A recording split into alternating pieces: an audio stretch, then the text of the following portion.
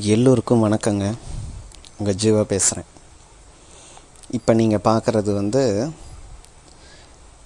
ஒரு கருத்தியல் கதை அல்லது ஒரு என்டர்டெயின்மெண்ட்டுன்னு கூட வச்சுக்கிங்களேன். அதாவது பொழுதுபோக்கு. என்னடா மேஜர் சுந்தரராஜன் மாதிரி இரு மொழிகளில் பேசுகிறேன்னு பார்க்காதீங்க. சும்மா ஜஸ்ட்டு ஒரு நகைச்சுவைக்காக. இப்போ நாம் எல்லாருமே லைஃப்பில் எப்போ பார்த்தாலுமே சீரியஸாகவே இருக்கும். எல்லாருக்குள்ளேயுமே ஒரு சீரியஸ்னஸ் இருக்குது. அதாவது ஒரு படபடப்பு, ஒரு பதற்றம், இதெல்லாம் இருந்துக்கிட்டே இருக்குது. நாளைக்கு இது என்னாகும், நாளைக்கு இது என்னாகும், நாளைக்கு இது என்னாகும் அப்படின்னு தான் எல்லாருமே ஓடிக்கிட்டுருக்கோம்.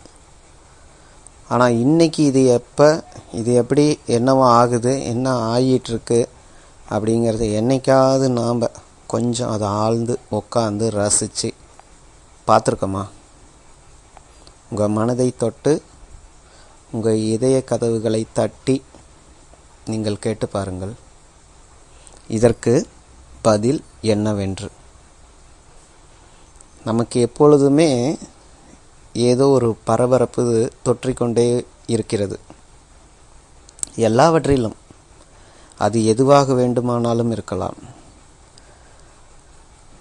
இறையோ, இறையற்ற நிலையோ, இயற்கையோ, இயற்கையும் நம்பாத நிலையோ, அல்லது படிப்போ, பகுத்தறிவோ, இது அற்ற பாமரனோ, அல்லது அந்தந்த சனத்தை அந்தந்த சனத்தோடு லயித்து வாழ்ந்து முடிக்கும் உயிர்களாக கூட.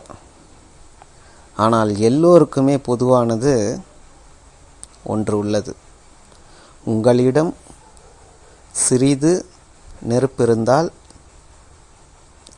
உங்களிடம் இருக்கும் நெருப்பு என்பது உங்களிடம் இருக்கும் ஆசை. உங்களிடம் இருக்கும் ஆசை சிறிதென பட்டாலும் காலம் எனும் காற்று அதை பற்ற வைத்து பரபரப்பாக எரிய வைத்து கடைசியில் சாம்பலில் முடித்து விடுகின்றது என்பதை நாம் எப்போது காணப்போகிறோம், கேட்கப் போகிறோம்? பகுத்தறிவு மிக்கவர்களாக இருந்தால் கூட, பகுத்தறிவற்ற பாமரனாக இருந்தால் கூட இதை எப்பொழுது உள்வாங்கிக் கொள்ளப் போகின்றோம்? வாழ்க்கை என்பது மிக மிக மிக எளிதான ஒன்று. குறுகிய காலம். எவரும் 120 வருடங்களை கடந்து வாழ்ந்ததாக நான் கண்டதில்லை. நான் என் தலைமுறைக்கும் என் தலைமுறை சார்ந்தவர்களுக்குமான பதிவாகவே இதை நான் மேற்கோள் இடுகிறேன். 120 ஆண்டுகளை தாண்டி வாழ்ந்ததாக நான் கண்டதில்லை. இந்த குறுகிய காலத்தில் ஏன் நமக்கு நம்முள் இவ்வளவு வெப்பமெனும் பேராசையோ, அகங்காரமோ, அல்லது தனித்திறனோ, அளப்பரிய ஆளுமையோ? ஏன்? எதற்கு? எல்லாவற்றையும் உங்களுள் எது இருந்தாலும் அது காற்று பெரிதாக்கி அளப்பறைகளை எழுப்பி காணாமல் செய்து விடுகின்றது. இப்பொழுது நீங்கள் பார்க்கும் இந்த காட்சிகளில் ஏதோ ஒரு குப்பைகளையோ, தேங்காய் ஓடுகளையோ, சருகுகளையோ போட்டு வைத்தால் தானாக பற்றி எரிகிறது காற்றின் தயவினால். காற்று இங்குதான் அடிக்க வேண்டும் என்று காற்றுக்கு யாரும் இங்கு சட்டம் போடவில்லை. சரிங்களா? அதைப்போல நாம் தேவையற்றதை சுமந்து கொண்டு இருந்தால் நம்ம சுற்றியுள்ள காலம் எனும் காற்று அதை எங்கு கொண்டு போய் சேர்க்குமோ சேர்த்து பற்றி எரிய வைத்து நம்மை காணாமல் போக செய்துவிடும். நாமாக இருப்போம். நம்முள் எப்பொழுதும் அதீத வெப்பமெனும் பேராசையோ அகங்காரங்களையோ அடாவடித்தனங்களையோ ஆளுமைகளையோ சுமக்க வேண்டாம், சுமக்க வேண்டாம், சுமக்க வேண்டாம். மிக மிக சாதாரணமாக காற்றைப் போல, இந்த நெருப்பைப் போல, நாமும் இந்த நிலத்தைப் போல அத்தனையும் தாங்கி கொண்டு தானாகவே இருக்கும் இந்த நிலத்தைப் போல அத்தனையும் பார்த்து கொண்டு மௌனித்து அவ்வப்போது அருள் செய்யும் வான் போல மேகம் போல நாமும் சற்று காலம், முடிந்தவரை சற்று காலம் இயலவில்லை என்றாலும் சிறிது காலம் முயற்சித்து தான் பார்ப்போமே. இதில் என்ன இழந்துவிடப் போகின்றோம்? இழப்பதற்கு எந்த மனிதனிடத்திலும் எதுவும் ஒன்றும் இல்லை.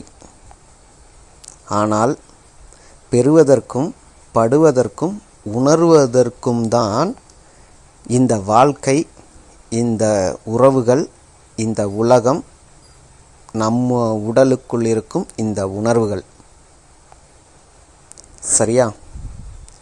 நாம் இயல்பாக ஒரு பூ பூப்பதைப் போல, காலை சூரியன் உதிப்பதைப் போல, காற்று காலை மெல்ல வீசுவதைப் போல, நிலத்தில் விதைத்த விதைகள் மலருவதைப் போல,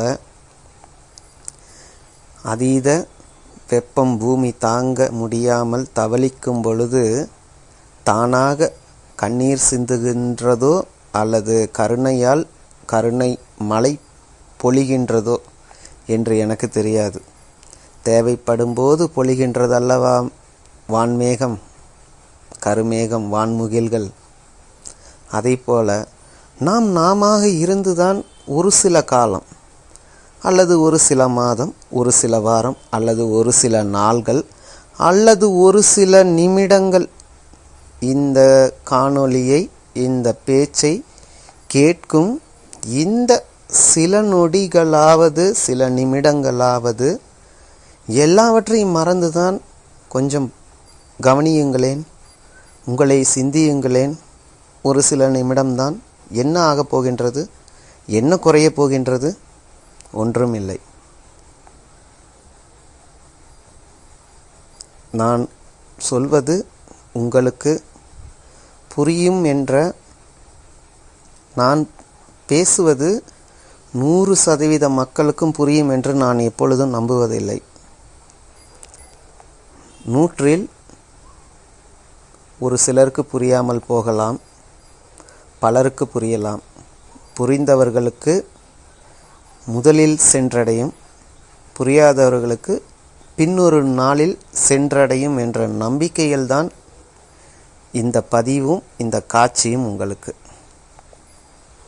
என்னடா ரொம்ப நேரம் தமிழ்லையே பேசிக்கிட்டே இருக்கான், தமிழ்லையே ரொம்ப பண்ணுறானேங்கிற மாதிரி உங்களுக்கு அயற்சியாக இருக்கலாம். இப்போ நம்ம நார்மல் விஷயத்துக்கு வருவோம். இப்போ இங்கே என்னன்னு பார்த்தீங்கன்னா, ஜஸ்ட்டு ஒரு கரிச்சட்டி, தண்ணி வச்சுருக்காங்க, இருக்க குப்பையெல்லாம் கொண்டு போய்ட்டு எரிக்கிறாங்க. அதை போட்டு எரித்து தண்ணி சூடு பண்ணி அவன் ஊற்றிட்டு போயிட்டே இருப்பான். அந்த கரிச்சட்டியை கொண்டு அங்கிட்டே வைக்க போறியான். இப்படித்தான் வாழ்க்கை.